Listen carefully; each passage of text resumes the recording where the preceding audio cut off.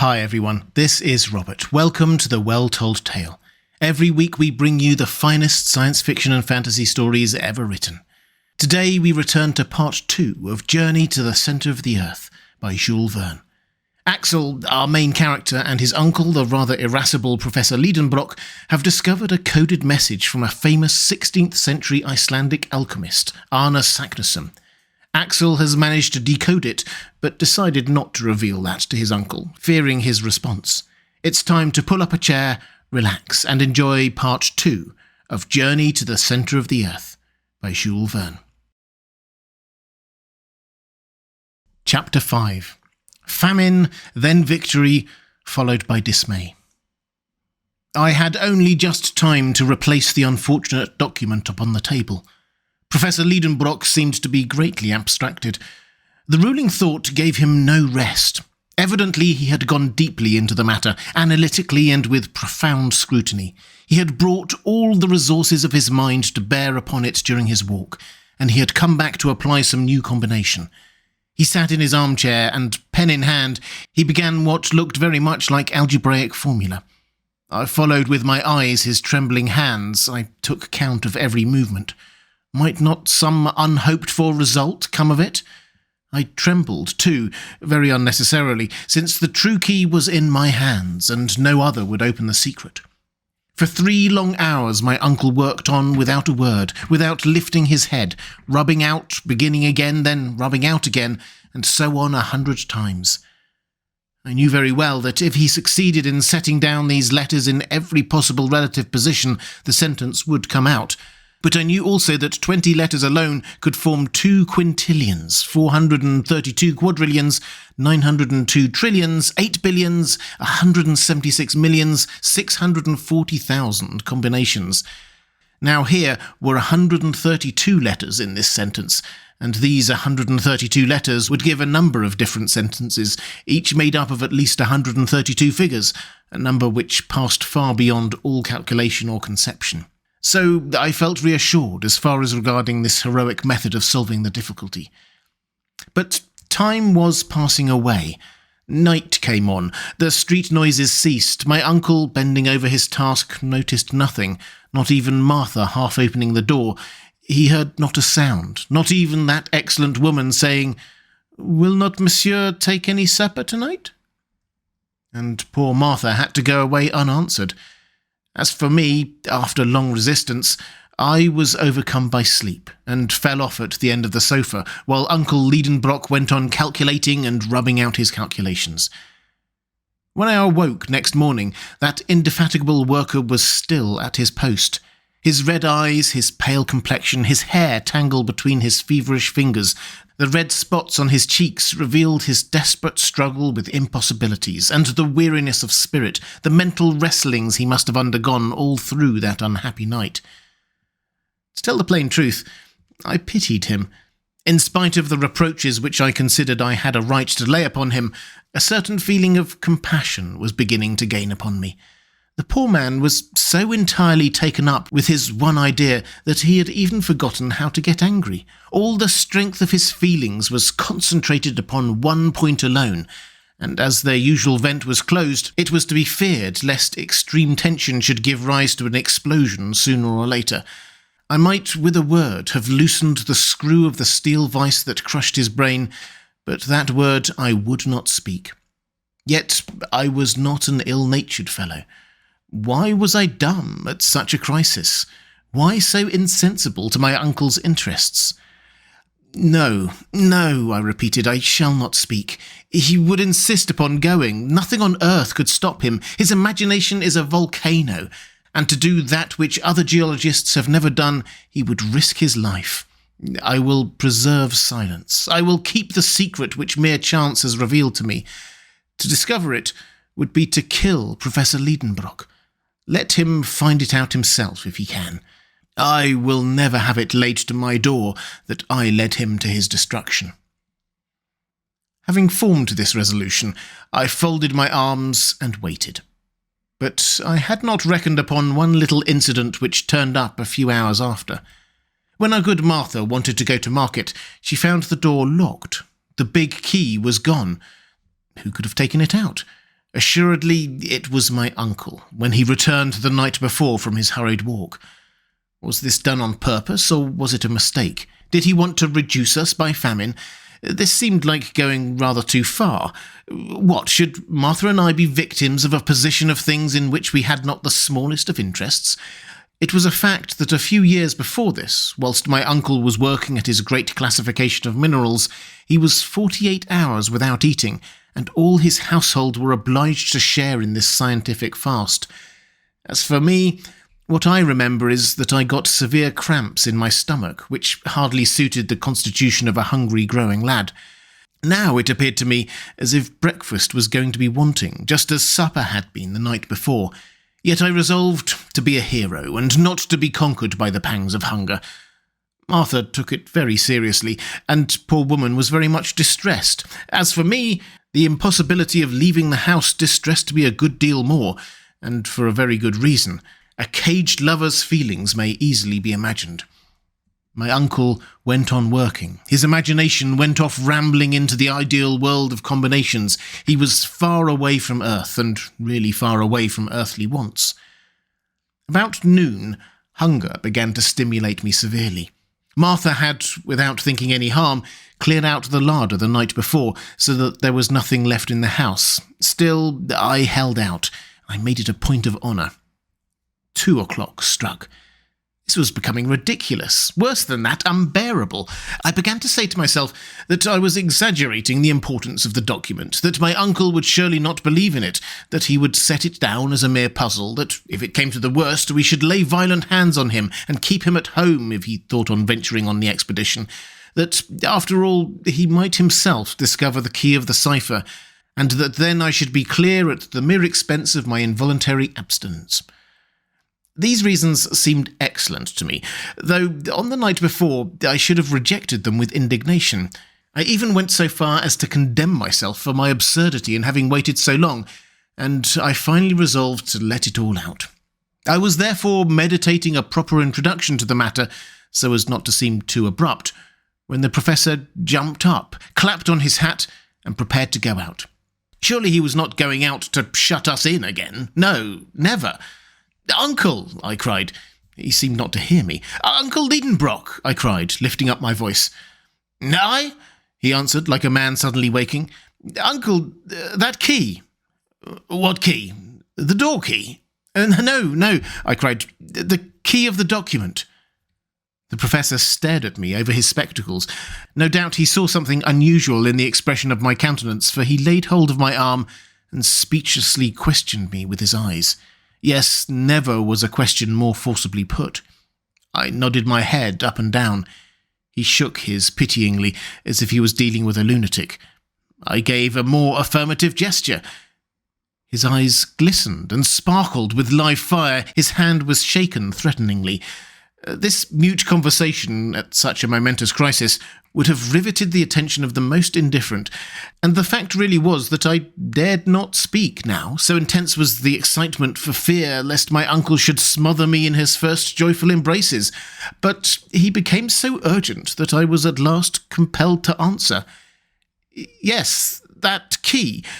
Chance—" "What is it that you're saying?" he shouted with indescribable emotion. "There! Read it," I said, presenting a sheet of paper on which I had written. "But there is nothing in this," he answered, crumpling up the paper. "No, nothing until you proceed to read it from the end to the beginning." I had not finished my sentence when the professor broke out into a cry, nay, a roar. A new revelation burst in upon him. He was transformed. "Ha! Clever Saknussemm," he cried. "You had first written out your sentence the wrong way." And darting upon the paper, with eyes bedimmed and voice choked with emotion, he read the whole document from the last letter to the first. It was conceived in the following terms. "In Sneffels joculus craterum quem delibat, umbrus Gartaris Juliae intra calendus descende, audax viator, et terrestre centrum attinges, quod veci arne Saknussum," which bad Latin may be translated thus: "Descend, bold traveller, into the crater of the Jocle of Sneffels, which the shadow of Scartaris touches before the calends of July and you will attain the centre of the earth, which I have done. Arna Saknussemm. In reading this, my uncle gave a spring as if he had touched a Leyden jar. His audacity, his joy, and his convictions were magnificent to behold. He came and he went. He seized his head between both his hands. He pushed the chairs out of their places. He piled up his books. Incredible as it may seem, he rattled his precious nodules of flints together. He sent a kick here, a thump there. At last his nerves calmed down, and like a man exhausted by too lavish an expenditure of vital power, he sank back exhausted into his armchair. "What o'clock is it?" he asked after a few moments of silence. 3 o'clock, I replied. "Is it really? The dinner hour is past. I did not know it. I am half dead with hunger. Come on, and after dinner—" "Well?" "After dinner, pack my trunk." "What?" I cried. "And yours," replied the indefatigable professor, entering the dining room. Chapter 6.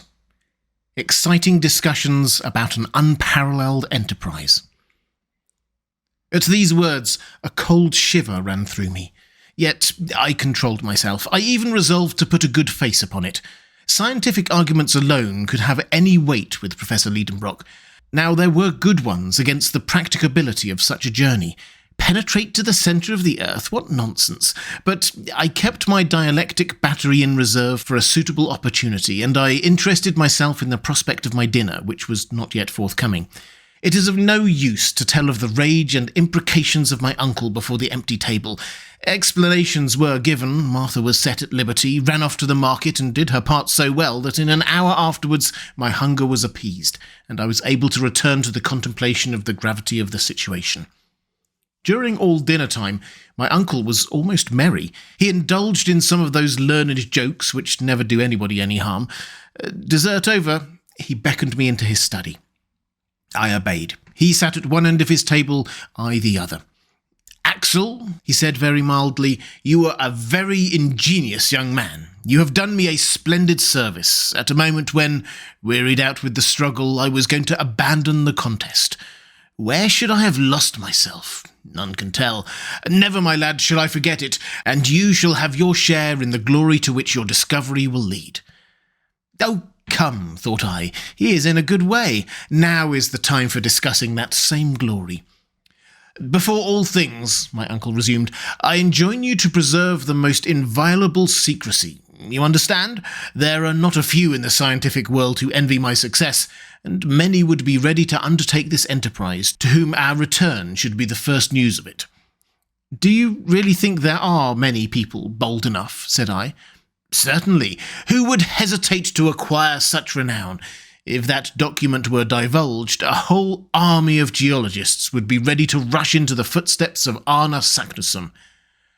"I don't feel so very sure of that, uncle," I replied, "for we have no proof of the authenticity of this document." "What? Not of the book inside which we discovered it?" Granted, I admit that Saknussemm may have written those lines, but does it follow that he has really accomplished such a journey? And may it not be that this old parchment is intended to mislead?" I almost regretted having uttered this last word, which dropped from me in an unguarded moment. The professor bent his shaggy brows, and I feared I had seriously compromised my own safety. Happily, no great harm came of it. A smile flitted across the lips of my severe companion, and he answered, "That is what we shall see." "Ah," said I, rather put out, "but do let me exhaust all the possible objections against this document." "Speak, my boy, don't be afraid. You are quite at liberty to express your opinions. You are no longer my nephew only, but my colleague. Pray, go on." "Well, in the first place, I wish to ask, what are this Jockle, this Sneffels, and this Scartaris, names which I have never heard before?" "Nothing easier. I received not long ago a map from my friend Augustus Petermann at Leipzig. Nothing could be more apropos. Take down the third atlas in the second shelf of the large bookcase, Series Z, Plate 4. I rose, and with the help of such precise instructions, could not fail to find the required atlas. My uncle opened it and said, Here is one of the best maps of Iceland, that of Henderson, and I believe this will solve the worst of our difficulties. I bent over the map. You see this volcanic island, said the professor. Observe that all the volcanoes are called jökuls, a word which means glacier in Icelandic, and under the high latitude of Iceland, nearly all the active volcanoes discharge through beds of ice. Hence this term of jökul is applied to all the eruptive mountains in Iceland. Very good, said I, but what of Sneffels? I was hoping that this question would be unanswerable, but I was mistaken. My uncle replied, Follow my finger, along the west coast of Iceland. Do you see Reykjavik, the capital? Well, ascend the innumerable fjords that indent those sea-beaten shores and stop at the 65th degree of latitude. What do you see there? I see a peninsula looking like a thigh bone with the knee bone at the end of it. A very fair comparison, my lad. Now, do you see anything upon that knee bone? Yes, a mountain rising out of the sea. Right, that is a Snæfell. That Snæfell? It is. It is a mountain 5,000 feet high, one of the most remarkable in the world, if its crater leads down to the centre of the earth. But that is impossible, I said, shrugging my shoulders, and disgusted at such a ridiculous supposition. Impossible? Said the professor severely. And why, pray? Because this crater is evidently filled with lava and burning rocks, and therefore, but suppose it is an extinct volcano. Extinct? Yes, the number of active volcanoes on the surface of the globe is at the present time only about 300, but there is a much larger number of extinct ones. Now, Snæfell is one of these. Since historic times there has been but one eruption of this mountain, that of 1219. From that time it has quieted down more and more, and now it is no longer reckoned among active volcanoes. To such positive statements I could make no reply. I therefore took refuge in other dark passages of the document. What is the meaning of this word Scartaris, and what have the calends of July to do with it? My uncle took a few minutes to consider. For one short moment I felt a ray of hope speedily to be extinguished, for he soon answered thus, What is darkness to you is light to me. This proves the ingenious care with which Saknussemm guarded and defined his discovery. Sneffels, or Snæfell, has several craters. It was therefore necessary to point out which of these leads to the centre of the globe. What did the Icelandic sage do? He observed that at the approach of the calends of July, that is to say in the last days of June, one of the peaks called Scartaris flung its shadow down the mouth of that particular crater, and he committed that fact to this document. Could there possibly have been a more exact guide? As soon as we have arrived at the summit of Snæfell, we shall have no hesitation as to the proper road to take. Decidedly, my uncle had answered every one of my objections. I saw that his position on the old parchment was impregnable. I therefore ceased to press him upon that part of the subject, and as above all things he must be convinced, I passed on to scientific objections, which in my opinion were far more serious. Well then, I said, I am forced to admit that Saknussemm's sentence is clear, and leaves no room for doubt. I will even allow that the document bears every mark and evidence of authenticity. That learned philosopher did get to the bottom of Snæfell's. He has seen the shadow of Scartaris touch the edge of the crater before the calends of July. He may even have heard the legendary stories told in his day about that crater reaching to the centre of the world. But as for reaching it himself, as for performing the journey and returning, if he ever went, I say no. He never did that. Now for your reason, said my uncle, ironically. All the theories of science demonstrate such a feat to be impracticable. The theories say that, do they? Replied the professor in the tone of a meek disciple. Oh, unpleasant theories. How the theories will hinder us, won't they? I saw that he was only laughing at me, but I went on all the same. Yes, it is perfectly well known that the internal temperature rises 1 degree for every 70 feet in depth. Now, admitting this proportion to be constant, and the radius of the Earth being 1,500 leagues, there must be a temperature of 360,032 degrees at the centre of the Earth. Therefore, all the substances that compose the body of this Earth must exist there in a state of incandescent gas. For the metals that most resist the action of heat, gold and platinum, and the hardest rocks, can never be either solid or liquid under such a temperature. I have therefore good reason for asking if it is possible to penetrate through such a medium. So, Axel, it is the heat that troubles you? Of course it is. Were we to reach a depth of 30 miles, we should have arrived at the limit of the terrestrial crust, for there the temperature will be more than 2,372 degrees. Are you afraid of being put into a state of fusion? I will leave you to decide that question, I answered rather sullenly. This is my decision, replied Professor Liedenbrock, putting on one of his grandest airs. Neither you nor anybody else knows with any certainty what is going on in the interior of this globe, since not the 12,000th part of its radius is known. Science is eminently perfectible, and every new theory is soon routed by a newer. Was it not always believed until Fourier that the temperature of the interplanetary spaces decreased perpetually? And is it not known at the present time that the greatest cold of the ethereal regions is never lower than 40 degrees below 0 Fahrenheit? Why should it not be the same with the internal heat? Why should it not, at a certain depth, attain an impassable limit, instead of rising to such a point as to fuse the most infusible metals? As my uncle was now taking his stand upon hypotheses, of course, there was nothing that could be said.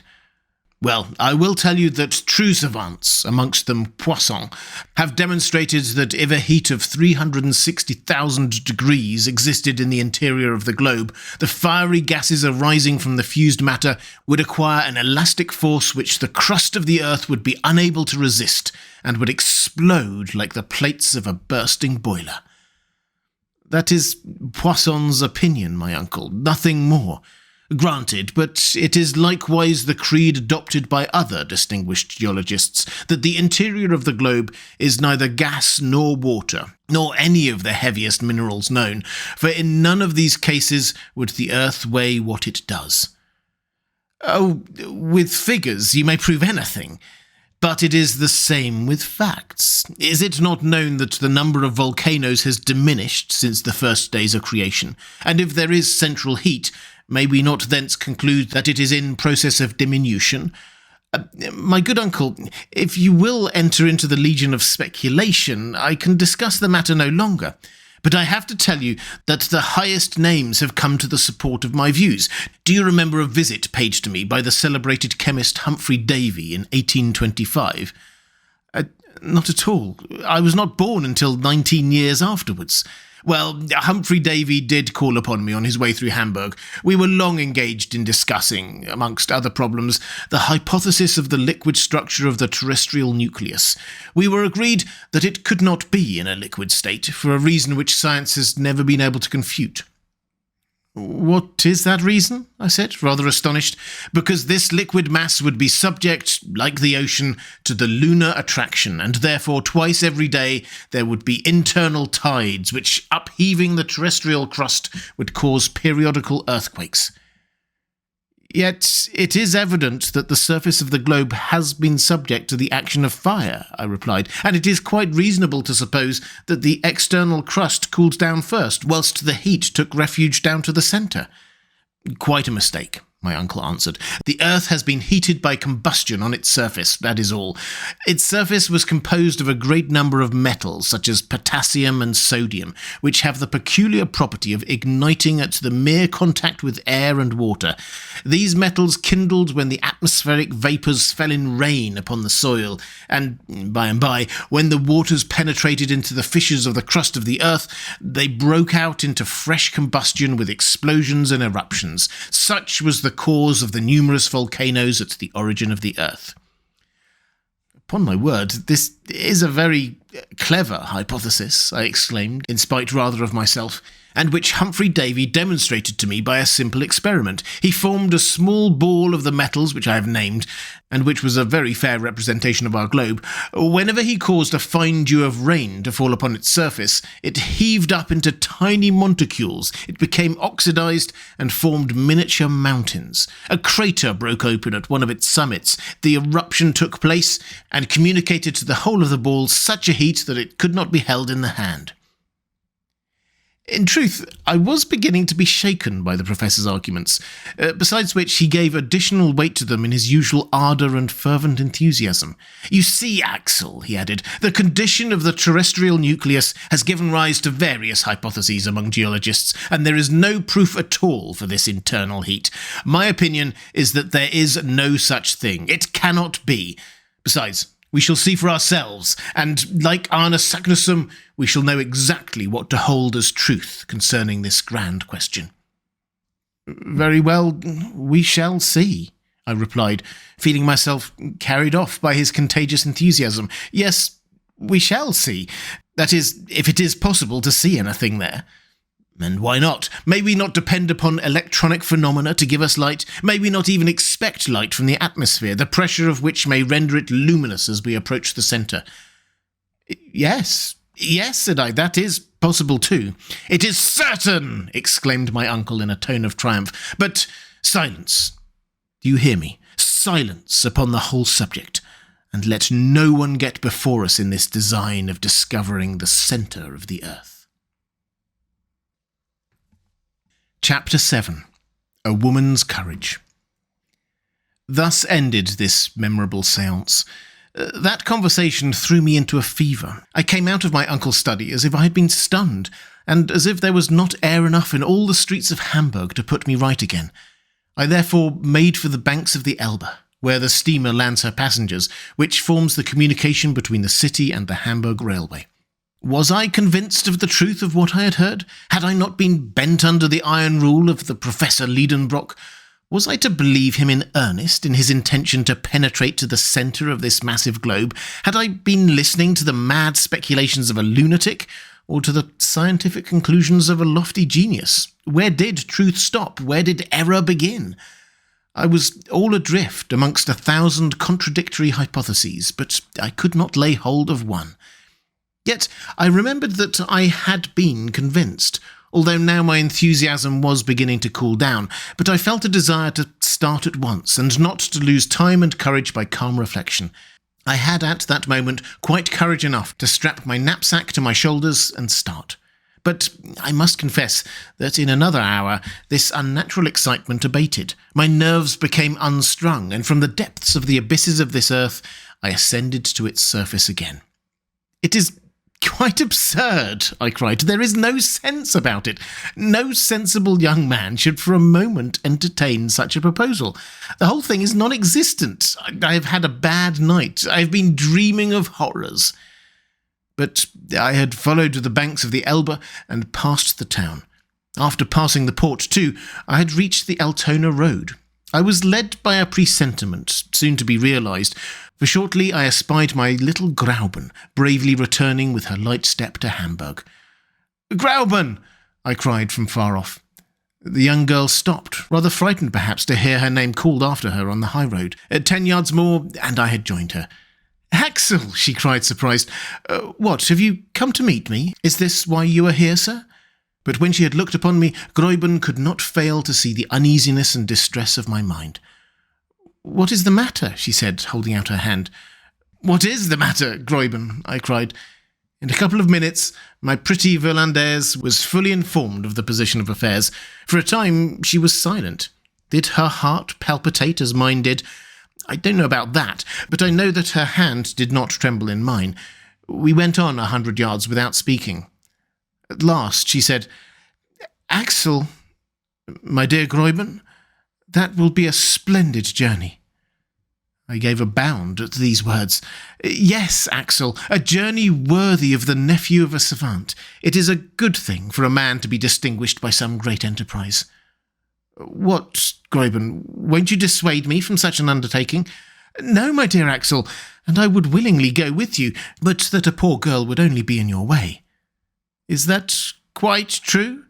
It is true. Ah, women and young girls, how incomprehensible are your feminine hearts. When you are not the timidest, you are the bravest of creatures. Reason has nothing to do with your actions. What, did this child encourage me in such an expedition? Would she not be afraid to join it herself? And was she driving me to it, one whom she loved? I was disconcerted, and if I must tell the whole truth, I was ashamed. Gräuben, we will see whether you will say the same thing tomorrow. Tomorrow, dear Axel, I will say what I say today. Gräuben and I had, hand in hand, but in silence, pursued our way. The emotions of that day were breaking my heart. After all, I thought, the calends of July are a long way off, and between this and then many things may take place which will cure my uncle of his desire to travel underground. It was night when we arrived at the house in Königstrasse. I expected to find all quiet there, my uncle in bed as was his custom, and Martha giving her last touches with the feather brush. But I had not taken into account the professor's impatience. I found him shouting and working himself up amidst a crowd of porters and messengers who were all depositing various loads in the passage. Our old servant was at her wit's end. "Come, Axel, come, you miserable wretch," my uncle cried from as far off as he could see me. "Your boxes are not packed, and my papers are not arranged. Where's the key of my carpet-bag, and what have you done with my gaiters?" I stood thunderstruck. My voice failed. Scarcely could my lips utter the words. "Are we really going?" "Of course, you unhappy boy. Could I have dreamed that you would have gone out for a walk instead of hurrying your preparations forward?" Are we to go?" I asked again, with sinking hopes. "Yes, the day after tomorrow, early." I could hear no more. I fled for refuge into my own little room. All hope was now at an end. My uncle had been all the morning making purchases of a part of the tools and apparatus required for this desperate undertaking. The passage was encumbered with rope ladders, knotted cords, torches, flasks, grappling irons, alpenstocks, pickaxes, iron-shod sticks, enough to load 10 men. I spent an awful night. Next morning I was called early. I had quite decided I would not open the door, but how was I to resist the sweet voice which was always music to my ears, saying, "My dear Axel?" I came out of my room. I thought my pale countenance and my red and sleepless eyes would work upon Gräuben's sympathies and change her mind. "Ah, my dear Axel," she said, "I see you are better. A night's rest has done you good." "Done me good?" I exclaimed. I rushed to the glass. Well, in fact, I did look better than I had expected. I could hardly believe my own eyes. "Axel," she said, "I have had a long talk with my guardian. He is a bold philosopher, a man of immense courage, and you must remember that his blood flows in your veins. He has confided to me his plans, his hopes, and why and how he hopes to attain his object. He will no doubt succeed. My dear Axel, it is a grand thing to devote yourself to science. What honour will fall upon Herr Liedenbrock and so be reflected upon his companion? When you return, Axel, you will be a man, his equal, free to speak and to act independently, and free to—" The dear girl only finished the sentence by blushing. Her words revived me. Yet I refused to believe we should start. I drew Gräuben into the professor's study. "Uncle, is it true that we are to go?" "Why do you doubt?" "Well, I don't doubt," I said, not to vex him, "but I ask, what need is there to hurry? Time, flying with irreparable rapidity. But it is only the 16th of May, and until the end of June. What, you monument of ignorance, do you think you can get to Iceland in a couple of days? If you had not deserted me like a fool, I should have taken you up to the Copenhagen office to Liffender & Co., and you would have learned then that there is only one trip every month from Copenhagen to Reykjavik, on the 22nd. Well, if we waited for the 22nd of June, we should be too late to see the shadow of Scartaris touch the crater of Sneffels. Therefore, we must get to Copenhagen as fast as we can to secure our passage. Go and pack up." There was no reply to this. I went up to my room. Gräuben followed me. She undertook to pack up all things necessary for my voyage. She was no more moved than if I had been starting for a little trip to Lerbeck or Heligoland. Her little hands moved without haste. She talked quietly. She supplied me with sensible reasons for our expedition. She delighted me, and yet I was angry with her. Now and then I felt I ought to break out into a passion, but she took no notice and went on her way as methodically as ever. Finally, the last strap was buckled. I came downstairs. All that day the philosophical instrument makers and the electricians kept coming and going. Martha was distracted. "Is Master mad?" she asked. I nodded my head. "And he is going to take you with him?" I nodded again. "Where to?" I pointed with my finger downwards. "Down into the cellar?" cried the old servant. "No," I said, "lower down than that." Night came, but I knew nothing about the lapse of time. "Tomorrow morning at 6 precisely," my uncle decreed, "we start." At 10 o'clock I fell upon my bed, a dead lump of inert matter. All through the night terror had hold of me. I spent it dreaming of abysses. I was a prey to delirium. I felt myself grasped by the professor's sinewy hand, dragged along, hurled down, shattered into little bits. I dropped down unfathomable precipices with the accelerating velocity of bodies falling through space.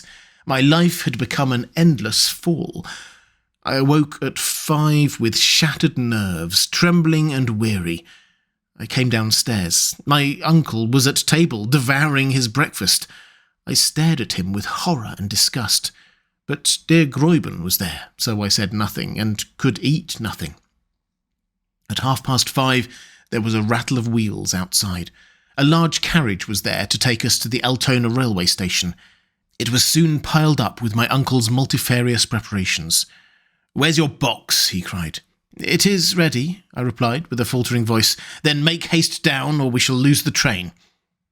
It was now manifestly impossible to maintain the struggle against destiny. I went up again to my room, and rolling my portmanteaus downstairs, I darted after him. At that moment, my uncle was solemnly investing Gräuben with the reins of government. My pretty Villandaise was as calm and collected as was her wont. She kissed her guardian, but could not restrain a tear in touching my cheek with her gentle lips. "Gräuben," I murmured. "Go, my dear Axel, go. I am now your betrothed, and when you come back, I will be your wife." I pressed her in my arms and took my place in the carriage. Martha and the young girl, standing at the door, waved their last farewell. Then the horses, roused by the driver's whistling, darted off at a gallop on the road to Altona. Chapter 8. Serious Preparations for Vertical Descent. Altona, which is but a suburb of Hamburg, is the terminus of the Kiel Railway, which was to carry us to the Belts. In 20 minutes, we were in Holstein. At 6:30, the carriage stopped at the station.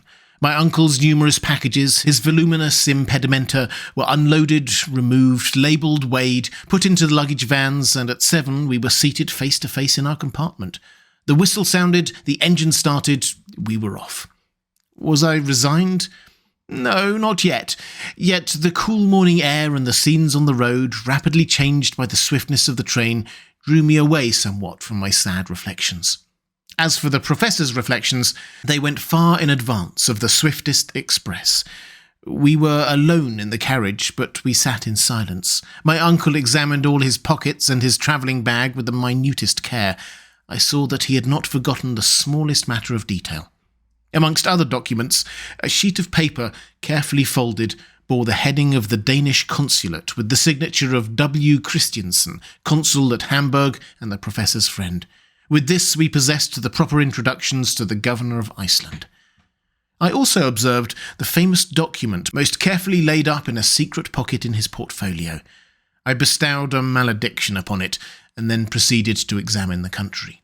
It was a very long succession of uninteresting, loamy and fertile flats, a very easy country for the construction of railways, and propitious for the laying down of these direct level lines so dear to railway companies. I had no time to get tired of the monotony, for in 3 hours we stopped at Kiel, close to the sea. The luggage being labelled for Copenhagen, we had no occasion to look after it, yet the professor watched every article with jealous vigilance until all were safe on board. There they disappeared in the hold. My uncle, notwithstanding his hurry, had so well calculated the relations between the train and the steamer that we had a whole day to spare. The steamer Eleonora did not start until night. Thence sprang a feverish state of excitement, in which the impatient, irascible traveller devoted to perdition the railway directors and the steamboat companies and the governments which allowed such intolerable slowness. I was obliged to act chorus to him when he attacked the captain of the Eleonora upon this subject. The captain disposed of us summarily. At Kiel, as elsewhere, we must do something to while away the time. What with walking on the verdant shores of the bay within which nestles the little town, exploring the thick woods which make it look like a nest embowered amongst thick foliage, admiring the villas, each provided with a little bathing house, and moving about and grumbling, at last 10 o'clock came. The heavy coils of smoke from the Eleonora's funnel unrolled in the sky. The bridge shook with the quivering of the struggling steam. We were on board, and owners for the time of 2 berths, one over the other, in the only saloon cabin on board. At 1:15, the moorings were loosed, and the throbbing steamer pursued her way over the dark waters of the Great Belt. The night was dark. There was a sharp breeze and a rough sea. A few lights appeared on shore through the thick darkness. Later on, I cannot tell you when, a dazzling light from some lighthouse threw a bright stream of fire along the waves, and this is all I can remember from this first portion of our sail. At 7 in the morning we landed at Korsor, a small town on the west coast of Zealand. There we were transferred from the boat to another line of railway, which took us by just as flat a country as the plain of Holstein. 3 hours' travelling brought us to the capital of Denmark. My uncle had not shut his eyes all night. In his impatience, I believe he was trying to accelerate the train with his feet. At last he discerned a stretch of sea. "The Sound!" he cried. At our left was a huge building that looked like a hospital. "That's a lunatic asylum," said one of our travelling companions. "Very good," thought I. "Just the place we want to end our days in. And great as it is, that asylum is not big enough to contain all Professor Liedenbrock's madness." At 10 in the morning, at last, we set our feet in Copenhagen. The luggage was put upon a carriage and taken with ourselves to the Phoenix Hotel in Breda Gate. This took half an hour, for the station is out of the town. Then my uncle, after a hasty toilet, dragged me after him. The porter at the hotel could speak German and English, but the professor, as a polyglot, questioned him in good Danish, and it was in the same language that personage directed him to the Museum of Northern Antiquities. The curator of this curious establishment, in which wonders are gathered together out of which the ancient history of the country might be reconstructed by means of its stone weapons, its cups, and its jewels, was a learned savant, the friend of the Danish consul at Hamburg, Professor Thomsen. My uncle had a cordial letter of introduction to him. As a general rule, one savant greets another with coolness, but here the case was different.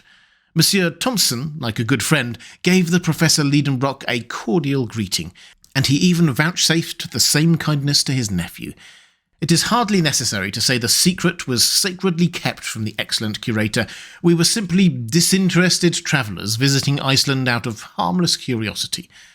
Monsieur Thomsen placed his services at our disposal, and we visited the quays with the object of finding out the next vessel to sail. I was yet in hopes that there would be no means of getting to Iceland, but there was no such luck. A small Danish schooner, the Valkyria, was set to sail for Reykjavik on the 2nd of June. The captain, Monsieur Bian, was on board. His intending passenger was so joyful that he almost squeezed his hands till they ached. That good man was rather surprised at his energy. To him it seemed a very simple thing to go to Iceland, as that was his business, but to my uncle it was sublime. The worthy captain took advantage of this enthusiasm to charge double fares, but we did not trouble ourselves about mere trifles. "You must be on board on Tuesday at 7 in the morning, said Captain Bjarne, after having pocketed more dollars than were his due. Then we thanked Monsieur Thomsen for his kindness, and we returned to the Phoenix Hotel. It's all right, my uncle repeated. How fortunate we are to have found this boat ready for sailing. Now, let us have some breakfast and go about the town. We first went to Kongens Nytor, an irregular square in which there are 2 innocent-looking guns which need not alarm anyone. Close by at number 5 there was a French restaurant kept by a cook by the name of Vincent, where we had an ample breakfast for 4 marks each. Then I took a childish pleasure in exploring the city. My uncle let me take him with me, but he took notice of nothing, neither the insignificant King's Palace nor the pretty 17th century bridge which spans the canal before the museum, nor that immense cenotaph of Thorvaldson's, adorned with horrible mural painting, and containing within it a collection of the sculptor's work, nor in a fine park, the toy-like chateau of Rosenberg, nor the beautiful Renaissance edifice of the Exchange, nor its spire composed of the twisted tails of 4 bronze dragons, nor the great windmill on the ramparts, whose huge arms dilated in the sea breeze like the sails of a ship. What delicious walks we should have had together, my pretty Virlandaise and I, along the harbour where the 2-deckers and the frigate slept peaceably by the red roofing of the warehouse, by the green banks of the strait, through the deep shades of the trees amongst which the fort is half concealed, where the guns are thrusting out their black throats between branches of alder and willow. But alas, Gräuben was far away, and I never hoped to see her again. But if my uncle felt no attraction towards these romantic scenes, he was very much struck with the aspect of a certain church spire situated on the island of Amak, which forms the southwest quarter of Copenhagen. I was ordered to direct my feet that way. I embarked on a small steamer which plies on the canals, and in a few minutes she touched the quay of the dockyard. After crossing a few narrow streets where some convicts in trousers half yellow and half grey were at work under the orders of the gangers, we arrived at the Vor Frelsers Kirk. There was nothing remarkable about the church, but there was a reason why its tall spire had attracted the professor's attention. Starting from the top of the tower, an external staircase wound around the spire, the spiral circling up into the sky. "Let us get to the top," said my uncle. "I shall be dizzy," I said. "The more reason why we should go up. We must get used to it." "But come, I tell you, don't waste our time." I had to obey. A keeper who lived at the other end of the street handed us the key, and the ascent began. My uncle went ahead with a light step. I followed him, not without alarm, for my head was very apt to feel dizzy. I possessed neither the equilibrium of an eagle nor his fearless nature. As long as we were protected on the inside of the winding staircase up the tower, all was well enough, but after toiling up 150 steps, the fresh air came to salute my face, and we were on the leads of the tower. There the aerial staircase began its gyrations, only guarded by a thin iron rail, and the narrowing steps seemed to ascend into infinite space. "Never shall I be able to do it," I said. "Don't be a coward. Come on up, sir," said my uncle with the coldest cruelty. I had to follow, clutching at every step. The keen air made me giddy. I felt the spire rocking with every gust of wind. My knees began to fail. Soon I was crawling on my knees, then creeping on my stomach. I closed my eyes. I seemed to be lost in space. At last I reached the apex with the assistant of my uncle dragging me up by the collar. "Look down," he cried. "Look down well. You must take a lesson in abysses." I opened my eyes.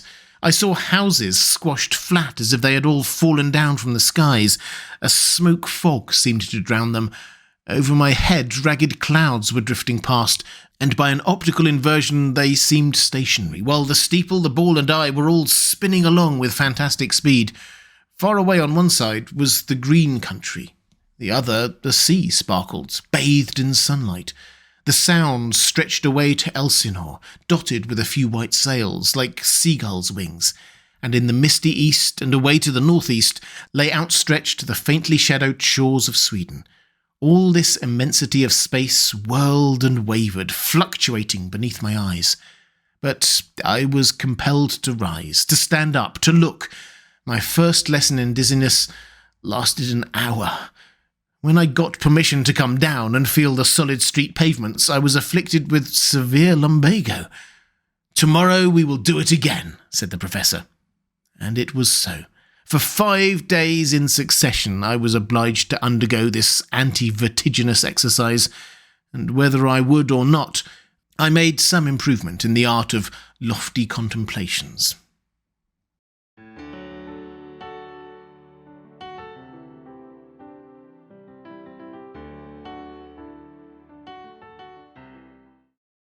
And welcome back. I hope you enjoyed part 2 of Journey to the Centre of the Earth by Jules Verne. If you'd like to support The Well Told Tale as we make these classics available for free to everyone, thank you. The best way to do that is through my Patreon page. There's a link in the description. I'll be back next time with part 3. I hope you can join me.